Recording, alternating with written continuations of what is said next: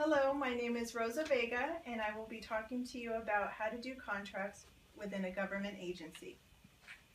The first thing you'll want to do is to determine the type of purchase and contract that you're going to need to do.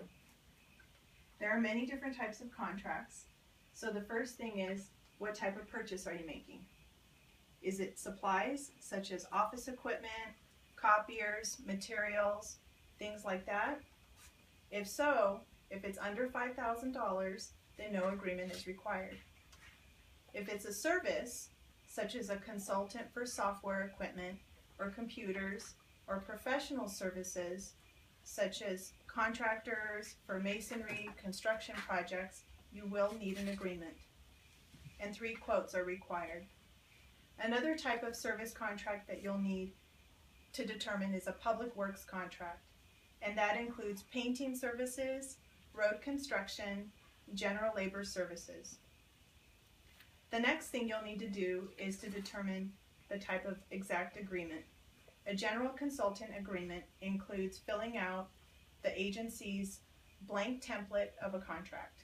You'll fill in the company's name, the dollar amount of the project, and the details of the scope of work. After that is completed, you'll need to put that packet together into an agreement packet. The next thing you'll need to do is include a legal service request form. That form is what you fill out, which is a summary that goes to the city attorney for their approval. The attorney will review it to make sure that there's no legal liabilities for the government agency, to protect the agency, to make sure that there isn't any laws being broken or any services being asked to be done that are not within the scope of work.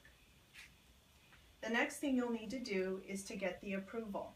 If the attorney has comments, they will send it back to you and you'll need to make the requested changes. Once the contract is approved, you'll need to fill out a routing blue sheet, or a signature sheet as we call it. This sheet is then forwarded to 5 different departments for approval. The first department is our finance department, which verifies where the money is going to come from.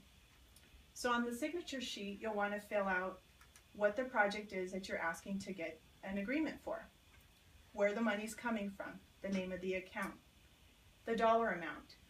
So the finance department will verify that, and if there's any question about where the money's coming from, they'll send it back to you for correction. The next department is our risk management or human resources. They will verify that all of the insurance information for the company is legal and it covers the right amount of employees and it's enough coverage to protect the project if there's any injuries or workers' comp claims. Then the next department is the attorney's office. It will go back to the attorney's office again for a signature, a wet signature, just to reapprove that the attorney is okay and approves the work being done. Next, it'll go to the city manager's office. The city manager will review the packet to make sure that all the services that you're asking the vendor to do for the city is legal and that we have the money to do it. After he approves it, it will go to the city clerk's department. The city clerk will review it one more time to make sure everything is legal, the money is available, and there's no laws being broken. Once that's done, copies of the executed agreement with all the signatures can be mailed to the vendor or consultant. From that point, you can go ahead, scan a copy for your file, and go ahead and proceed with scheduling the work. Thank you. All right. There was a photo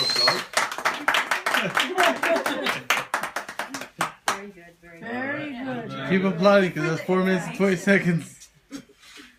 We need 5 minutes. Take your time on it.